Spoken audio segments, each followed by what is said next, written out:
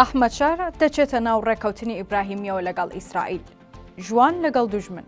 تورکیا وەک ئەڵقەی نێوان سووریای نوێ و ئیسرائیل. دەسەڵاتەکەی ئەحمەد شار لە سووریای نوێ چەند مانگێکی نەخایەت هەرزوو پەردە لەسەر نهێنیەکانی لادرا. ئەحمەد شار بە نێوەندگیری تورکیا لەگەڵ ئیسرائیل دانیشتنی کردووە و ڕێکەوتنیان کردووە.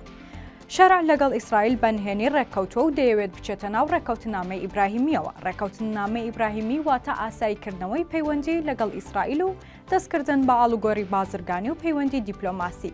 شەر کە بە پشتیوانی گروپە چەکدارەکان بووە سەرۆکی سووریا و بەشار ئەسەد یان ناچار کرد وڵاتەکە بەجێبهێڵێت، پێ ناچێت هەروە ئاسان بۆی بچێتە سەر کە دان بە ئیسرائیل دابنێت.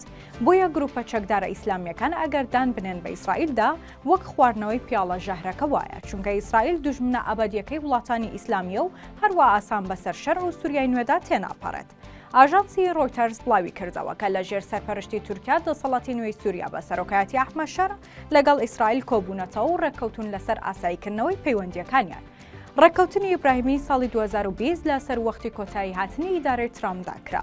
کات تایبەتە بە ئاساییکردنەوەی پەیوەندیەکانی ئیسرائیل و وڵاتانی عەرەبی لەو چوارچێوەیەشدا هەریەکە لە بەحرین و قەتەر چوونەتە ناو ڕێکەوتنەکەەوە و پەیوەندیەکانیان لەگەڵ ئیسرائیل ئاسایی کردەوە. دواتریش مەغریب چوە ناو ڕێکەوتنەکە و پەیوەندیەکانی لەگەڵ ئیسرائیل ئاسایی کردەوە.